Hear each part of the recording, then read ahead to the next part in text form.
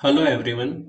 All India bar council exam 17 जो 5th of Feb 2023 को conduct होने वाली है, उसके बारे में मैं कुछ इन्फॉर्मेशन यहाँ पे ये वीडियो के द्वारा आपको बताना जा रहा हूँ। ये नोटिफिकेशन है जहाँ पे बार काउंसिल ऑफ इंडिया ने कहा है कि 17वीं एग्जाम जो कंडक्ट होने वाली है वो ये 5th ऑफ फेब 2023 को कंडक्ट होने वाली है। ये वीडियो में मैं आपको सारे टॉपिक्स एआईबी से रिलेटेड कवर करने जा रहा हूँ। उसके इंट्रोडक्शन, उसके क्या क्या स्टेजेस है, एआईबी की एलिजिबिलिटी क्राइटेरिया क्या है, एग्जाम पेपर पैटर्न क्या होगा, कट ऑफ मार्क्स क्या होगा, इसकी एलिजिबिलिटी क्या है, सिलेबस क्या है, how to prepare for the exam and what type of questions are asked. Introduction. It is a national level entrance exam for law graduates.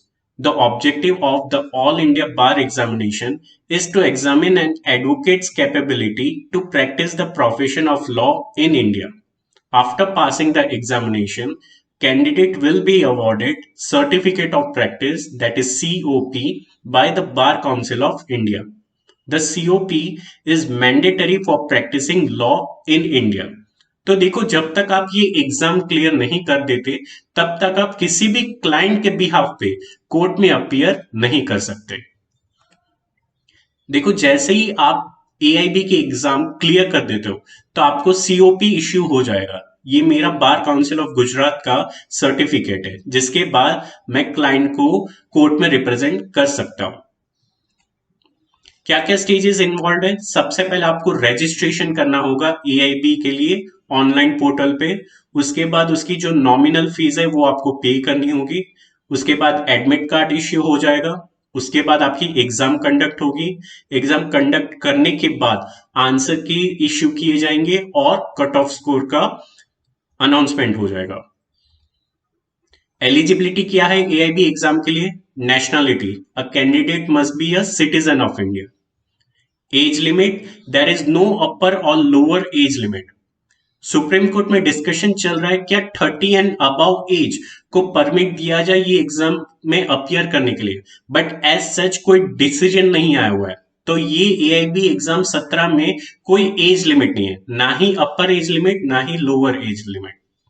Qualification, candidate must have 3 or 5 years LLB degree from any institute recognized by Bar council of India. तो देखो, आपका law degree होना चाहिए, ये आपका minimum eligibility criteria है। Enrolment with state bar council, candidate should be enrolled as advocate with the respective state bar council under section 24 sub clause 1F of advocates act 1961। तो exam में appear करने से पहले आपको आपकी स्टेट में enrolment होना मैंडेटरी है। एग्जाम का पैटर्न क्या है? मोड ऑफ एग्जामिनेशन ऑफलाइन, तो ये एग्जाम ऑफलाइन मोड में कंडक्ट होने वाली है। लैंग्वेजेस ऑप्शन, ये साल 22 लैंग्वेज से भी ज्यादा लैंग्वेजेस में आप अप्रोच या अपियर कर सकते हो for AIB exam. Duration of exam 3 hours and 30 minutes है। टाइप्स ऑफ क्वेश्चन, सिर्फ और सिर्फ मल्टीपल चॉइस क्वेश्चंस एमसीक्यूज ही ये एग्जाम में रहता है, कोई डिस्क्रिप्टिव क्वेश्चंस नहीं रहेगा। Total number of questions 100 questions पूछे जाते हैं। टोटल मार्क्स 100, दैट मीन्स हर एक क्वेश्चन का 1 मार्क होगा। और सबसे खास बात कि ये एग्जाम में कोई भी नेगेटिव मार्किंग नहीं है, दैट मीन्स आपको सारे क्वेश्चंस अटेम्प्ट करने हैं within 3 hours and 30 minutes। There are no negative marking for this exam. Cut off marks क्या होते हैं?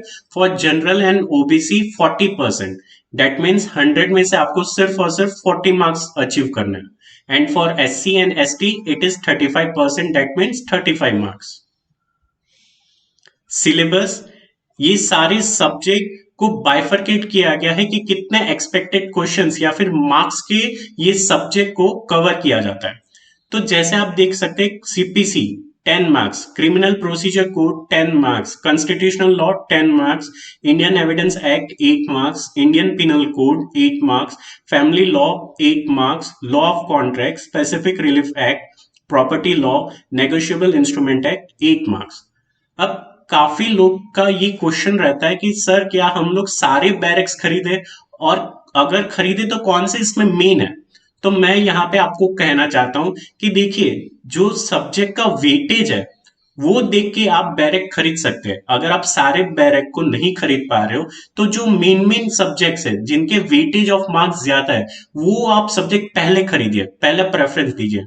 जैसे सीपीसी 10 मार्क्स का है, क्रिमिनल प्रोसीजर कोड 10 मार्क्स का है, कॉन्स्टिट्यूशनल लॉ 10 मार्क्स का है, Indian evidence act 8 marks, IPC 8 marks, family law 8 marks and law of contract 8 marks. तो अगर ये 7 सब्जेक्ट भी आप पकड़े, ऑन एन एवरेज 58 या 60 मार्क्स का क्वेश्चंस ये 7 सब्जेक्ट से ही फ्रेम होता है। और बाकी के आप देखिए, law of tort 5 marks, ADR 4 marks, PIL 4 marks, professional ethics 4 marks, labor and industrial law 4 marks, law related to taxation 4 marks, administrative law 3 marks, company law 2 marks, environmental law 2 marks, cyber law 2 marks, land acquisition act 2 marks and intellectual property law 2 marks. Overall 100 marks का ये weightage bifurcation है। कैसे prepare करना है ये exam के लिए? First of all, know which topics to cover first. Know more an open book exam, इसके बारे में मैं नेक्स्ट पीपीटी में, नेक्स्ट स्लाइड में डिस्कस करूंगा। You should carry the right barrack to the exam and barrack should contain schedule if applicable. इस साल कौन कौन सी बुक्स अलाउड है जो आप एआईबी एग्जाम में कैरी कर सकते हो? Only barracks are permitted to be carried for AIB 17 exam. सिर्फ और सिर्फ बैरक ही आपको ले जाने के लिए अलाउ किया जाएगा। And barrack should be without commentaries. अब देखिए, कमेंट्रीज में होता क्या था कि बैरक में कमेंट्रीज में आपको केस स्टडी या फिर कोई भी लैंडमार्क केस का नाम या फिर मैक्सिम्स भी प्रोवाइड किए जाते थे, डॉक्ट्रिन हो या मैक्सिम्स हो। इस बार अगर आप एआईबी की बैरक खरीद रहे जहां पे कमेंट्रीज नहीं है तो ये सारे क्वेश्चंस के आंसर आपको बैरक में नहीं मिलेंगे। इसका मतलब आपको फोकस किस पे करना है? केस स्टडी पे, मैक्सिम्स पे, डॉक्ट्रिन्स पे। ये चीज आपको ये बैरक में नहीं मिलेगी। कौन सी बुक परमिटेड नहीं है? Barrack with commentaries, reference book allowed नहीं है, हैंड रिटन नोट्स आप नहीं ले जा सकते, एंड मार्किंग और अंडरलाइन इन द बैरक। तो मेरा ये सजेशन होगा कि अगर आपको मार्क या फिर अंडरलाइन भी करना है तो आप पेंसिल से कीजिएगा, ताकि क्या है कि अगर आप उसको मिटाना भी हो, इरेज भी करना तो आप कर सकते हैं, ताकि वो डायरेक्ट आपको अलाउ किया जाए एग्जामिनेशन सेंटर में। अब देखिए, ये एक बुक मैंने सिर्फ रेफरेंस के लिए आपके लिए लिया हुआ है, ये बैरक विद कमेंट्स है। तो जहां पे भी विद कमेंट्स है वो आपको अलाउ नहीं किया जाएगा। देखिए, विद कमेंट्स में आपको केस लॉज दिए जाते थे, लीगल मैक्सिम्स आप वहां से ले जा सकते थे, लैंडमार्क जजमेंट्स आपको दिया जाता था ये बैरक के अंदर। अब ये चीज आपको बैरक विदाउट कमेंट्रीज में नहीं मिलेगी। देखिए, ये परफॉर्म है जहां पे ये बैरक्स आपको अलाउड है, बैरक विदाउट नोट्स या फिर बैरक विद शॉर्ट नोट्स। ये दो तरह के बैरक्स ये एग्जाम में आपको अलाउ किया जा रहा है। बैरक्स कैसे होने चाहिए? It should be without commentaries और नोट्स। लेटेस्ट बैरक कैरी कीजिएगा, क्यों? क्योंकि काफी सारे अमेंडमेंट्स या चेंजेस आते रहते हैं लॉ में, तो आप ऐसे बैरक कैरी कीजिए जहां पे लेटेस्ट अमेंडमेंट अवेलेबल हो। All the amendment sections should be included in the barrack and schedule should be there in the barrack in the respective applicable subject. अब देखिए, कुछ ऐसे सब्जेक्ट होते हैं जैसे कि सीआरपीसी ले लीजिए, इंडियन कॉन्स्टिट्यूशन ले लीजिए, हिंदू सक्सेशन एक्ट ले लीजिए, वहां पे शेड्यूल से बेस्ड क्वेश्चंस पूछे जाते हैं। तो ऐसे बैरक खरीदिए जहां पे शेड्यूल भी प्रोवाइड किया गया है। अब ये एग्जाम क्लियर करने के बाद क्या क्या फायदे एक एडवोकेट को मिलता है? First of all, you transfer from a lawyer to an advocate and can represent a client as an advocate all over India. तो देखो, जो लॉ की पढ़ाई कर रहे हैं उसको लॉयर कहा जाता है, और जैसे ये एग्जाम आप अपियर होके क्लियर कर लेते हो तब आप ट्रांसफर हो जाते हो एडवोकेट में। You are issued a certificate of practice. After getting a certificate of practice, an advocate can practice in any high court and subordinate court all over India. तो देखिए, जैसे ही आप ये एग्जाम क्लियर कर देते हो, आप ऑल ओवर इंडिया कोई भी हाई कोर्ट या सबऑर्डिनेट कोर्ट में क्लाइंट को रिप्रेजेंट कर सकते हो, सिवाय सुप्रीम कोर्ट के। Required for different government exam. ये एग्जाम जैसे ही आप क्लियर कर देते हो और आपको सर्टिफिकेट ऑफ प्रैक्टिस इश्यू हो जाता है, तो काफी कॉम्पिटिटिव गवर्नमेंट एग्जाम से जहां पे ये मिनिमम या फिर ये एलिजिबिलिटी क्राइटेरिया, जैसे कि IBPS, law officer, public prosecutor, judicial की एग्जाम, वहां पे आपका सर्टिफिकेट ऑफ प्रैक्टिस होना जरूरी है। Eligible for advocates welfare scheme, तो जैसे ही अभी आप एडवोकेट में एनरोलमेंट हो गए, तो एडवोकेट के वेलफेयर स्कीम्स भी होते हैं। क्या क्या है? You get 5 lakh personal accidental insurance, 5 lakh life insurance and other monetary benefit in case of an advocate is suffering from some serious disease. And lastly, advocate sticker, आपको परमिशन मिल जाती है कि आप एडवोकेट का स्टिकर यूज कर सकते हैं, इस्तेमाल कर सकते हैं। इसका बेनिफिट क्या है कि आपको जनरल सोसाइटी या पब्लिक से थोड़ा डिफरेंशिएट करता है। स्टेटस एक है, जैसे कि डॉक्टर हो गए या एडवोकेट हो गए, वो अपना सिंबल यूज कर सकते हैं, उनका एक स्टेटस मार्केट में हो जाता है।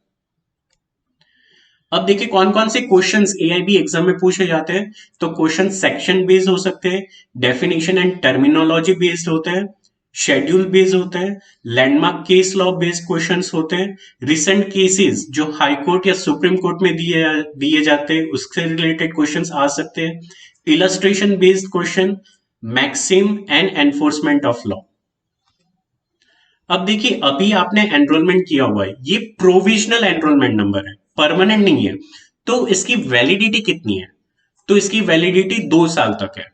This is the time period given to a lawyer to crack AIB exam within that 2 years and get yourself registered in State Bar Council. You have to clear AIB exam within 2 years from the date of registration at the State Bar Council or else your registration will lapse. तो देखो जैसे ही आपने enrolment किया हुआ है और आप appear हो रहे हो एआईबी एग्जाम में, आपको 2 साल में वो एग्जाम को क्लियर करना है। अब अगर आप 2 साल में वो एग्जाम को क्लियर नहीं कर पाते हो, तो इसका रिजल्ट क्या होगा? आपको मना नहीं करेंगे एआईबी एग्जाम में अपियर करने के लिए 2 साल के बाद, बट जो फीस होती है वो आपको वापस से पे करना होगा, रिन्यू करना होगा, तब जाके आपको एआईबी एग्जाम में अपियर करने के लिए अलाउ किया जाएगा। Recently bar council of India ने एक नोटिस निकाला हुआ है जिसमें लिखा हुआ है that bar council of India has extended validity of enrolment for all candidates. But ये भी कहा हुआ है that the bar council of India has decided to extend the validity of bar council enrolment a period from October 2021 to April 2023 to be exempt for all candidates in order to continue their practice at court of law. Therefore, the mentioned duration of mentioned dates to be excluded when calculating 2 years for enrolled candidate. तो जो भी candidate जो अक्टूबर 2021 से लेकर अप्रैल 2023 में enrol किए गए, उनको 2 साल का ये जो 2 साल का ये जो पीरियड होता है, लिमिटेशन पीरियड, वो एक्सटेंड कर लिया गया है क्योंकि कोविड पीरियड के लिए वो अपीयर नहीं हो सकते थे और गवर्नमेंट ने एग्जाम कंडक्ट नहीं किया था वो पीरियड में, इसलिए यहाँ पे उनको बेनिफिट दिया जा रहा है। Thus, it is hereby resolved that this period shall remain exempted and shall not be counted while calculating the 2 year period from the date of enrollment for the purpose of counting the time period for clearing passing AIB exam. मतलब आपको 2 साल का further extension उनको ही सिर्फ दिया गया जिन्होंने अक्टूबर 2021 से लेके अप्रैल 2023 के अंदर एनरोलमेंट, प्रोविजनल एनरोलमेंट का फॉर्म भरा है, उनके लिए 2 साल का एक्सटेंशन, फर्दर 2 साल का एक्सटेंशन दिया गया है।